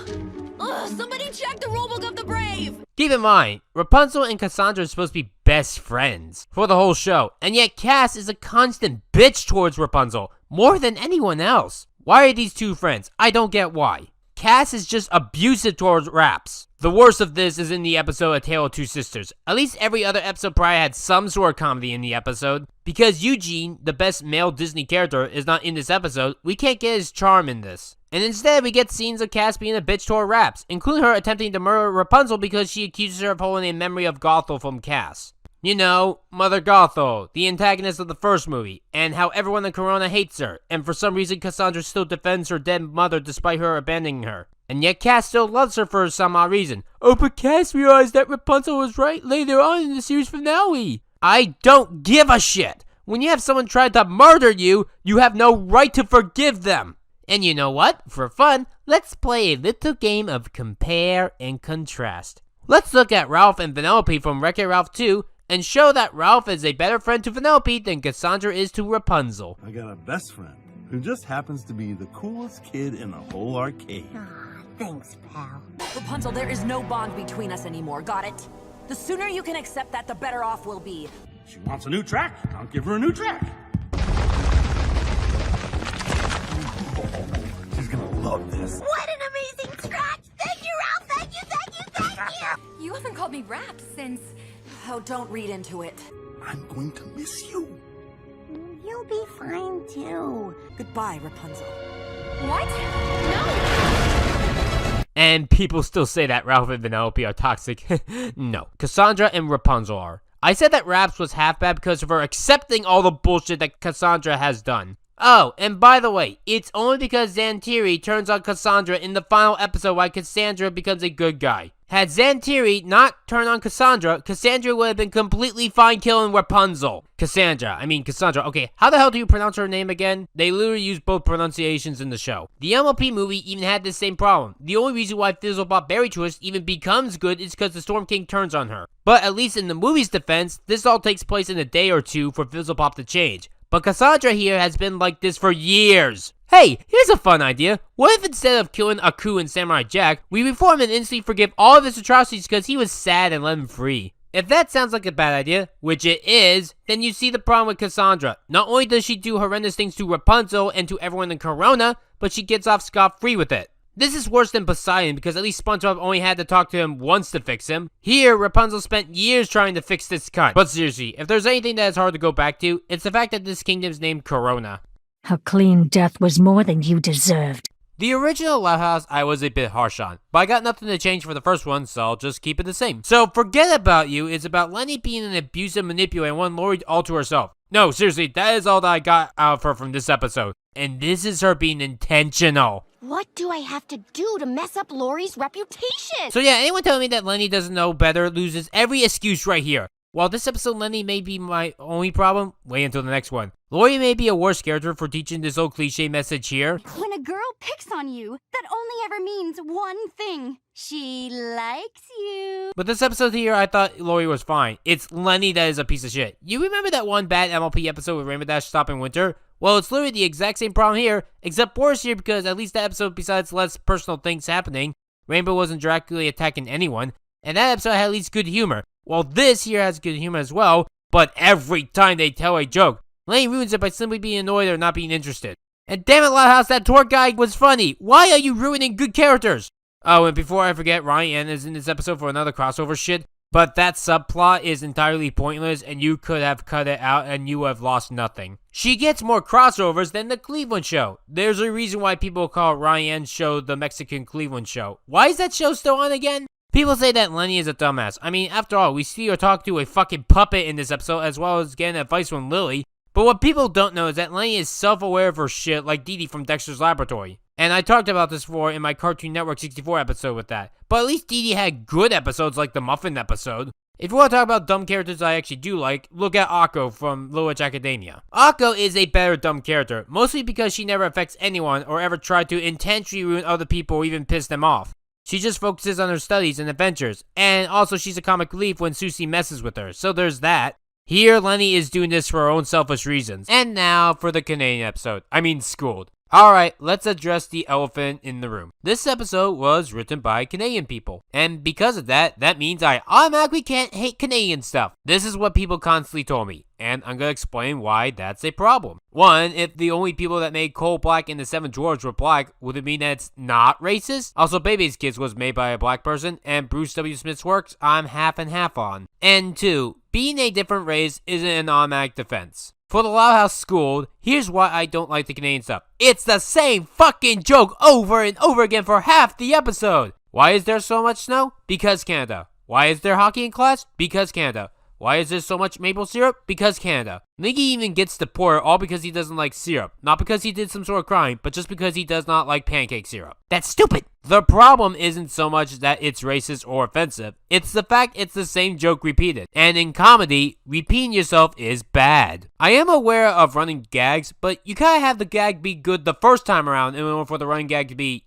good. If it's not funny the first time, it won't be funny the 50th time. It also has the worst song that I have ever heard of in animation. And the fact that it's so proud of being a stereotype angers me. I still want to apologize to King of the Hill. They never went this far in Uh-Oh Canada. Yes, even with Hank Hill saying, "I'll invite the Canadians." People constantly went after me for this one, and that was their only defense. I will say it once again, even if you remove the Canadian stuff, this would still be the worst Loud House episode ever. Have you noticed that I said the Canadian stuff is half of this episode? No one ever defends the other half. To be fair, the Canadian stuff is the worst part, but the rest of the episode is still garbage. I still did quit the first time 5 seconds in with that weird implication of Lincoln, an 11-year-old boy, being shown in his underwear. And while I won't say it's pedophilia for my friend's sake, it still disgusted me. But the real issue is when I quit the second time 11 minutes in. And I have to make it all the way to Bullhoffner's room. The Hoff? Oh boy, stinks to be you. Glad to know that you still don't care about Lincoln after all these years. The show still has Lincoln's family for the most part be not just awful to Lincoln, but to each other and the whole world around them. It's never been endearing seeing characters that we are supposed to like constantly make other people's lives miserable. These kind of characters only work as antagonists, or protagonists that you are supposed to hate, like Eric Cartman from the good South Park. Loud House does not fit into this. The sisters even start this episode trying to kill Lincoln. If I make it out of here alive. Ha ha ha, that's not funny. Why is your family trying to kill you a joke? Like, they treat trying to kill Lincoln as a joke. And it's not my assumption, it's what the episode actually says. If it's a joke, it's not family. And if it's serious, Lincoln should call child services. They even used their hands to break through the damn door, and Lincoln wasn't even in there for that long. He was in there for what, 5 seconds? The only defense that I'm given is that Lincoln cuts in line, but he needs to get ready for school, and the others could also get ready at that time. And maybe if they weren't fighting with each other at the beginning, there would have been no issue. People used to say that episodes like One of the Boys or Brawl in the Family or No Such Luck were the exceptions and not the rules, but no, this is what the show really is. Schooled is the worst episode of the show because it's all the shit that I see from the Loud House, but 4 times as long as a regular episode. Oh, and even after the bathroom scene, they still act awful. The dad all makes a nice breakfast, and when the mom tells him to stay and eat for 1 minute, Lola counts selfishly and does not care about anything. 59 and 60. Where's the heart? There are some other things I find bullshit as well. I highly doubt that Lincoln would have been the first person to ask Beauregard to turn the heat down. It was always shown that the kids were constantly hot and sweating. And when Lincoln gets away from his friends are 100% useless. I don't mean to the plot. I mean as general human beings. They can't function as human beings without Lincoln's help. I get that when you go to a new school for the first time, things can be hard, but these guys act like they don't know what human beings even are, despite being human beings. Their jokes go nowhere and are all stupid and really waste a lot of time with this episode. And they keep claiming that they're miserable. I'm a wreck! Oh, boo-hoo. May I show you the life that you're having? You have a fucking arcade in your homeroom with plenty of free drinks. You gain no sympathy from me. Yeah, that's actually the biggest problem with this episode. The pacing is atrocious. It doesn't even feel like one gigantic 44-minute episode. It feels more like 4 11-minute episodes mashed into one. Granted, this is the first ever 1-hour episode of The Loud House, but previous 22-minute specials didn't have this pacing problem. Hell, even most 11-minute episodes don't have this big of pacing problems. And even if you want to say that this is 4 11-minute episodes mashed into one, they're all terrible, like Lynn Loud Jr. being a horrendous hall monitor boy. This would be like that Jimmy Neutron hall monitor episode if it ended with him still being an asshole getting away with his shit and never learning. I heard that Lynn Loud Jr. improves in season 5 later on, but the latest episode of the show has her hurting a goat and throwing an injured girl's crutches. Why didn't Stinkin' ever tell me that you had such an incredible arm?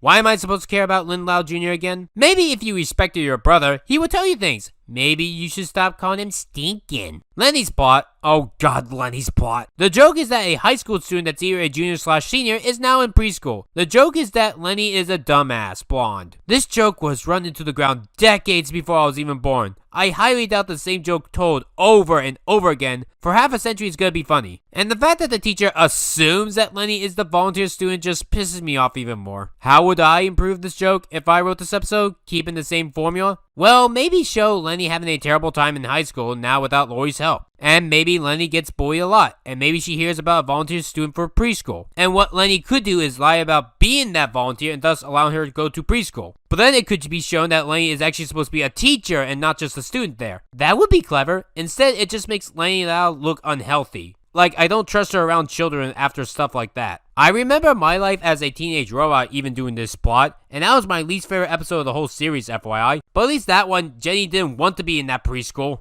I don't think that I laughed at Schooled once. Even if I did with the dads crying of the kids leaving the house and him getting empty nest syndrome, the joke goes on for too long, making me resent laughing in the first place. Why is this the show to beat SpongeBob in the ratings? I really do find this to be the worst Nicktoon ever. Yes, even worse than Bunsen is a Beast. And now, for the worst animation that I have ever seen.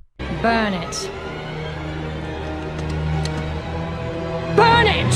Hey, folks, what should we do with the guy that started COVID-19, has caused over 100 million people to get sick, has killed over 2 million people on just the virus alone, has caused over 48,000 people in the US alone to commit suicide in this year alone, has caused 479,000 people to self-harm themselves and also attempt suicide, is responsible for all the racism riots of 2020, is abusive to his own family, has sold his own home without even telling his wife twice, sexually abused a minor, forced his own daughter who is a minor on drugs, is self-aware of all the shit he has done, and has absolutely no remorse. forgiven and given his own television special. Wait, what? I heard people say that they love this episode because they believe that it portrays different sides of the pandemic really well. It doesn't. It only displays Randy's side and hints of other sides, while mostly focusing on Randy and his stupid, integrity fucking weed plot, and him being the absolute worst human being in existence. When I first watched this episode, I thought that it was only going to be a joke that Randy caused COVID, and it was gonna eventually show that the Chinese scientists did it like in real life. But no, Randy actually did cause fucking COVID! I've been appalled by some of the shit that animation has spewed out in the past couple of years, but this is the first time that I ever had to put my foot down, had to pause the episode and shout, "What are you fucking doing?" Unfortunately, just like Family Guy screams of silence, it takes a very serious issue and does a shit job at it. Some of the most tasteless, disrespectful shit that I've ever seen put to animation. Over the years, I've seen plenty of disgusting pieces of shit when it comes to suicide, but this special here is the worst offender and mocking it as a whole, and I am angry at whoever wrote this filth. Look, I've had several suicide attempts over the last 12 years of my life. One in 2009, 2 times in 2010, 1 time in 2012, 1 time in 2013, 1 time in 2018, 3 times in 2019, and 5 times in fucking 2020 alone. And let me tell you, mocking any nice innocent person that even thinks of attempting suicide is the most disgusting thing you could do as a human being. Actually, no, you're not even a human being if you find innocent people killing themselves humorous. And South Park with its goddamn special does not give a fucking shit about mental patients. It laughs at people that feel fucking sad. And the episode just keeps going and going, this whole fucking pandemic shit. Look, I've lost a lot of hope this year on many things, but before I saw this episode, I actually was starting to feel better.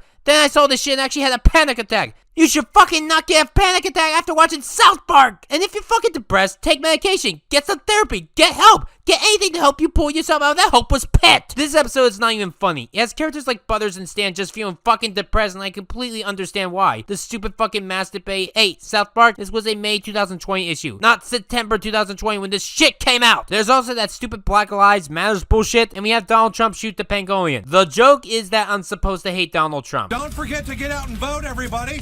Big election coming up. And I'm like, no fucking shit. He's a fucking Nazi. I already did hate his guts. I don't need South Park shoving the obvious down my throat. I thought South Park couldn't get more disgusting with its horrific portrayal of them doing transgenders, but I was wrong. This is literally the animation equivalent of staring at Randy's dick for 45 minutes straight. I gave a lot of shit to Cassandra and the Loud Sisters, but at least they didn't start an ongoing fucking pandemic that we are still dealing with it and losing thousands of people each and every day. Randy is self-aware that he's killing millions upon millions of people and just does not give 2 licks of a shit. I can maybe understand this working if it was bad people, at least fictional people only in the South Park universe, but it's real people that are dying, like Jimbo that Randy fucks over, and then Randy tries to make himself the goddamn hero of this goddamn special, and that's all he cares about, his goddamn special. He does not care about his children or even his wife. People think that this is a comeback to South Park? No, it's the fucking nail in the coffin that South Park needs to fucking end forever. I'd rather Family Guy continue making new episodes in this garbage show. Ever since 2016, this show has been on an increasing downward spiral. We've gone from a tolerable, meh, average, mediocre thing to a fucking yikes in under 3 seasons. And people that think this is good, I just went to say to you, fuck you very much. I am sick and tired of giving abusers sympathy. Abusers should all fuck off and die and leave this miserable place alone and be as far away from us as possible. No one gives a shit about Randy. In just a time span of 2 seasons, he went from a funny dad to the worst fucker ever. And he has not learned a goddamn thing. Even more still, that his only worry with the pandemic is his wife finding out that he started this and that she would be a total bitch. Not because Randy killed over 2 million real life fucking people from our world.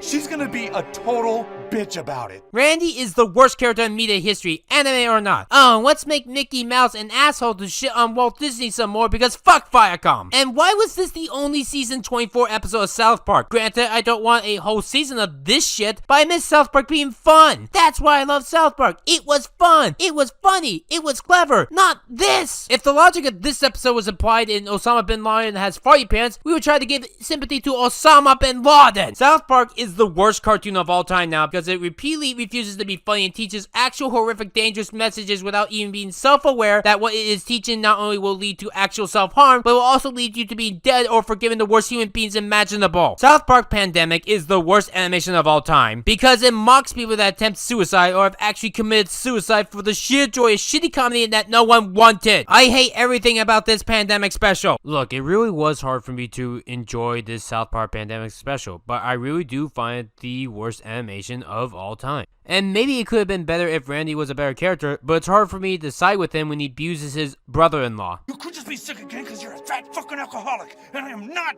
going to jail for you. The fact that he started the pandemic and is responsible for killing over 2 million people in under a year, that makes me never want to care for him again. The only thing that I want to see him do now is die. And yes, I am aware that there is a new South Park pandemic special coming out next month. The one on vaccinations. But unless Randy tells the truth or dies, I'm not gonna care about it. But that's why I hate this special. I know that other people like this, but I just couldn't get myself into it. And now, after talking about the worst animation of all time, let's do a proper conclusion. In conclusion.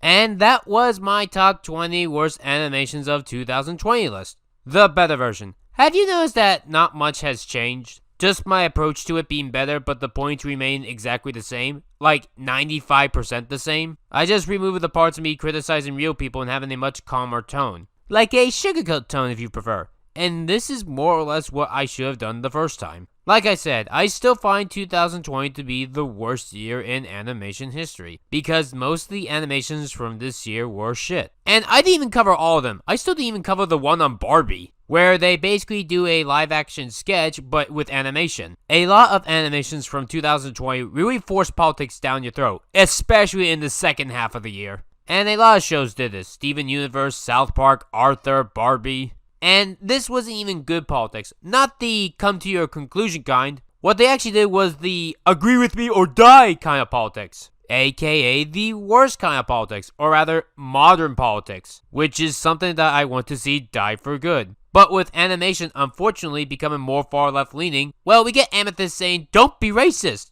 Why is Arthur still going? And why is it shoving shitty politics down our throats for no reason? And then there are all the things promoting toxic friendships and abusers. There is no reason for Cassandra to be out on her own after nearly killing everyone in coronavirus. I mean, Corona. I'm not saying that every animation in 2020 was bad. In fact, if this backlash didn't happen shit-talking my first list, I would have been able to keep it a secret. But since I can't anymore, I'll say it now. There will be a top 20 best animations of the 2020 list coming this April. Yes, there are some good animations this year, like both Pixar movies, The Owl House, Hilda's second season, both books of Infinity Train, and SpongeBob. But 9 times out of 10, the animations from this year were bad. And like I said, I only covered like 20 of them, not even close to all of them. Many franchises had their worst animations of all time in 2020. Big Mouth, Arthur, Steven Universe, Total Drama, Scooby-Doo, My Little Pony, SpongeBob, Tangled, The Loud House, and South Park. That's a lot of franchises for one year. That's about a dozen that I just listed. And they weren't even duds. Or if they were duds, they were super duds.